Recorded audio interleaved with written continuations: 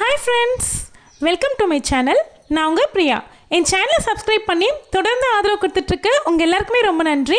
இனிமே சப்ஸ்கிரைப் பண்ணி ஆதரவு கொடுக்க போறவங்களுக்கும் ரொம்ப ரொம்ப நன்றி. இன்னைக்கு நம்ம பார்க்க போற வீடியோ நீங்க ஆல்ரெடி தம்ப்நெயில்ல பார்த்துட்டு வந்திருப்பீங்க. ஆமா, எங்க வீட்டு சுவாமிகள் இருமுடி கட்டி மலைக்கு சென்றதுக்கான அந்த விஷுவல் தான் நீங்க பார்க்க போறீங்க. ஆனா நம்ம டிஸ்கஸ் பண்ண போற விஷயம் என்ன அப்படின்னா, பெண்கள் ஐயப்ப பக்தர்களாக இருக்கும் பட்சத்தில் அவர்கள் ஐயப்பருடைய பரிபூர்ண அருளை பெறறதுக்கு என்னென்னலாம் பண்ணணும், சபரிமலைக்கு போகாமையே நம்ம அவருடைய அருளை பெற முடியும், அதை பத்தி தான் இந்த வீடியோல நம்ம கொஞ்சம் டிஸ்கஸ் பண்ண போறோம். சுவாமி ஐயப்ப வழிபாட்டில் பெண்களை மாளிகைபுரம்னு அழைப்பாங்க. 10 வயதுக்குட்பட்ட குழந்தைகள் மற்றும் 50 வயதிற்கு மேற்பட்ட தாய்மார்கள் சபரிமலை யாத்திரை செல்றதுக்கு தகுதி பெற்றவங்க. இதற்கு இடைப்பட்ட வயதில் இருக்கிறவங்க சபரிமலை யாத்திரை செல்ல முடியாது. இந்த வயதினர் எதனால மலைக்கு செல்றதுக்கு அலோட் இல்ல அப்படின்னு எல்லாருக்குமே தெரிஞ்சிருக்கும். இருந்தாலுமே நான் சொல்றேன், 10 வயதிற்கு மேல உள்ள குழந்தைகள் எப்போ வேணும்னாலும் பூப்படைகிற வயது வந்துடும் இல்லையா? அதனால சபரிமலை யாத்திரை மேற்கொண்டிருக்க நேரத்தில் அந்த குழந்தைகள் பூப்படைந்து விட்டாங்க, அதாவது வயதிற்கு வந்து விட்டார்கள் என்றால் அந்த நேரத்தில் அவங்களுடைய யாத்திரை தடைப்படும். புனித பயணம் தடை பெற்றோம். அது மட்டும் இல்லாம அங்க காட்டு பகுதி அப்படிங்கிறதுனால அந்த இரத்த வாடைக்கு காட்டு விலங்குகள் எல்லாமே அவங்கள சூழ்ந்துக்கும். அதனால கூட செல்ற சுவாமிமார்களுமே ஆபத்திற்கு ஆளாகுவாங்க. அதனால தான் அந்த வயதினரை அலோடு இல்லை அப்படின்னு சொல்லியிருக்காங்க. அது மட்டும் இல்லாமல் சபரிமலை விரதம் என்றாலே ஒரு மண்டல காலம்ங்கிறது அனைவருக்குமே தெரிஞ்ச விஷயம்தான். பெண்களால் தொடர்ந்து ஒரு மண்டல விரதம் அப்படிங்கிறது மேற்கொள்ள முடியாது. ஏன்னா மாதத்திற்கு ஒரு முறை நமக்கு எல்லாருக்குமே மாதவிடாய் காலம் இருக்கிறதுனால தொடர்ந்து 48 நாள் நம்மளால் விரதம் மேற்கொள்ள முடியாதுங்கிற காரணமும் இதில் அடங்கும்.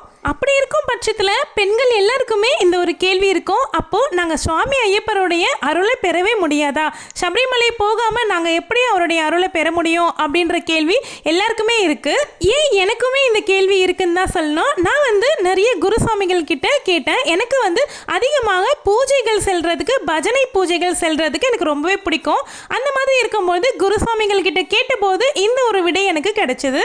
அப்படி நான் கேள்வி கேட்டபோது ஒரு குருசுவாமி என்ன சொன்னார் அப்படின்னு பார்த்தீங்கன்னா, ஏம்மா சபரிமலைக்கு போனால் மட்டும்தான் ஐயப்பனுடைய அருள் பெற முடியும் அப்படின்னு யார் சொன்னா அவங்களுக்கு அப்படின்னு சொல்லி கேட்டாங்க. என்னால் பதில் சொல்ல முடியல. அந்த இடத்துல நான் ஒரு சின்ன சிரிப்போடவே நின்றுட்டு இருந்தேன். அப்போ அவர் என்ன சொன்னார் அப்படின்னா, ஐயப்பரை ஏன் சபரிமலை வரைக்கும் போய் தேடுறீங்க, உங்கள் ஒவ்வொருத்தர் வீட்லேயுமே ஐயப்பனுக்கு மாலை போடும் அந்த ஒரு நபர் தான் உங்கள் வீட்டு ஐயப்பன் அப்படின்னு சொன்னார். ஐயப்ப சுவாமிக்கு நீங்கள் என்னெல்லாம் செய்யணும் அப்படின்னு ஆசைப்படுறீங்களோ உங்கள் வீட்டு சுவாமிமார்களை ஐயப்பனாக பாவிச்சு அவங்களுக்கு நீங்கள் எல்லா பணிவிடையும் செய்யுங்க, சுவாமி ஐயப்பனுடைய அருள் உங்களுக்கு பரிபூரணமாக கிடைக்கும் அப்படிங்கிற மாதிரி சொல்லியிருந்தாரு. அவர் இன்னொரு விஷயமுமே சொல்லியிருந்தாரு, பெண்கள் நிறைய குடும்பத்தில் சுவாமி ஐயப்பனுக்கு மாலை போட்டிருக்கிறவங்கள ரொம்பவுமே சண்டை போட்டு வழக்கமாக இருக்கிற மாதிரியே குடும்பத்தில் இருப்பாங்க. சண்டை போட்டு அவங்கள ரொம்ப சச்சரவு பண்ணி இந்த மாதிரி இருக்கிறது தவிர்க்கணும் அப்படின்னு சொன்னார். நம்ம வீட்டு சுவாமிமார்களுக்கு நம்ம செய்யக்கூடிய பணிவிடை மூலமாகவே ஐயப்பர் மகிழ்ச்சி அடைவார் அப்படிங்கிறத ஆணித்தரமாக அந்த சுவாமி சொல்லியிருந்தாரு. தத்துவமசி அப்படிங்கிற ஒரு வாசகத்தை நம்ம சபரிமலையில் பார்த்துருப்போம். அந்த வாசகத்துக்கு அர்த்தமுமே அவர் சொல்லியிருந்தாரு.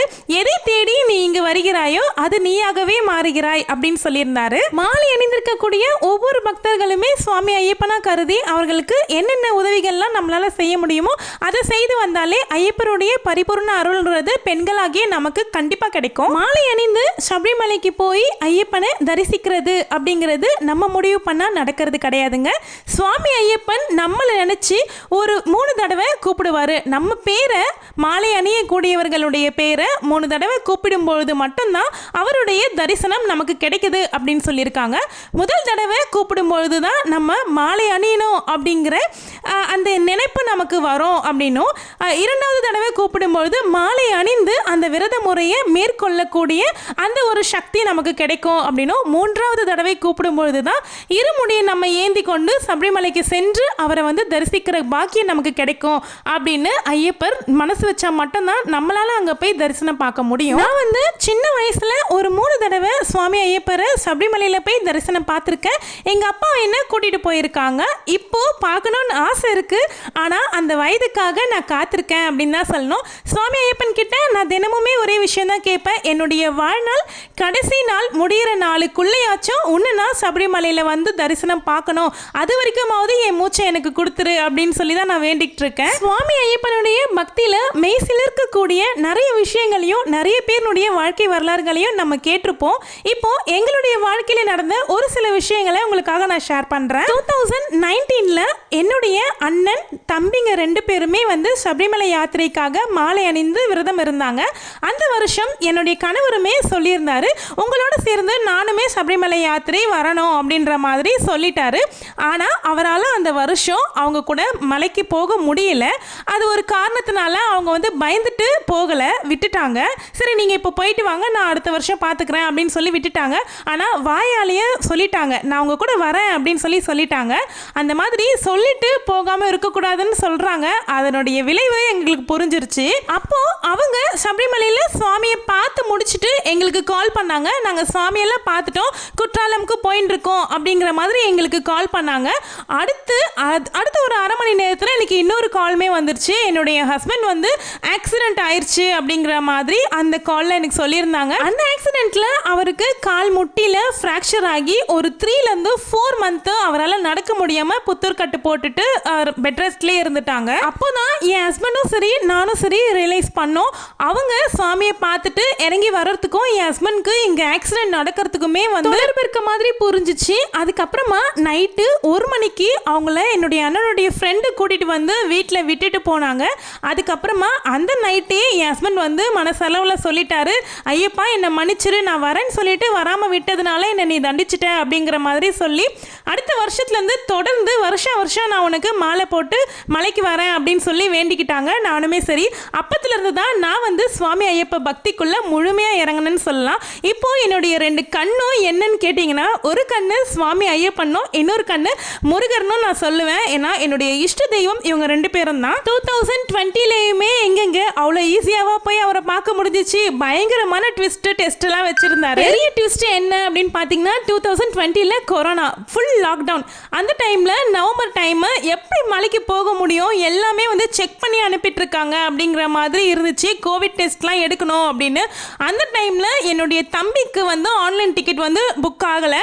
அவர் இல்லாமல் போக வேண்டிய சூழ்நிலையுமே ஏற்படுத்தி கொடுத்துட்டாரு. என்னுடைய சின்ன தம்பி மட்டும்தான் அந்த டைம் புக் ஆயிருந்தது. அவரும் என் ஹஸ்பண்டும் வேற ஒரு குரூப் கூட நான் அனுப்பி வச்சிருந்தேன். ஆனால் வந்து ஆன்லைன் டிக்கெட் எல்லாமே எங்களுக்கு கிடைச்சிருச்சு. நல்லபடியாக போயிட்டு தரிசனமும் பார்த்துட்டு வந்திருந்தாங்க. அது ரொம்பவே ட்விஸ்ட்டுங்க எங்களுக்கு. அதுக்கப்புறம்ல இருந்து தவறாமல் போயிட்டு தான் இருக்காரு இந்த வருஷம் வரைக்கும். ஐயன் அருளால் இனியும் தவறாமல் எல்லா வருஷமும் போகணும் அப்படின்னு வேண்டிக்கிறோம். இப்போ என் ஹஸ்பண்டுக்கு வந்து 5வது வருஷம், என் பையன் வந்து 3வது வருஷம். நடுவில் ஒரு வருஷம் கேப் விட்டு இந்த மாதிரி அவங்களுக்கு கணக்கு வந்துட்டு இருக்கு. இந்த மாதிரி எல்லாருடைய வாழ்க்கையிலையுமே ஒரு கட்டத்தில் சுவாமி ஐயப்பனுடைய திருவிளையாடல்களை சந்திச்சு தான் வந்திருப்பீங்க. அந்த மாதிரி ஏதாவது இருந்துச்சு அப்படின்னா கமெண்ட் செக்ஷனில் ஷேர் பண்ணுங்க. இருமுடியினுடைய மகத்துவத்தை பற்றியும் 47 ஆண்டுகள் சபரிமலைக்கு சென்று வந்த குருசுவாமி குழுவினருக்கு என்னென்னலாம் அறிவுரைகள் சொல்றாரு அப்படிங்கிறத பற்றியுமே லாஸ்ட் வீக் ஒரு இருமுடி வீடியோவில் போட்டிருக்கேன். அந்த வீடியோவை டிஸ்கிரிப்ஷனில் கொடுக்குறேன், பார்க்காதவங்க பாருங்க. நம்மளுடைய சேனலை நிறைய பேர் சப்ஸ்கிரைப் பண்ணாமலே பார்த்துட்டு இருக்கீங்க. 98% பேர் வந்து சப்ஸ்கிரைப் பண்ணாம தான் பார்த்துட்டு இருக்கீங்க.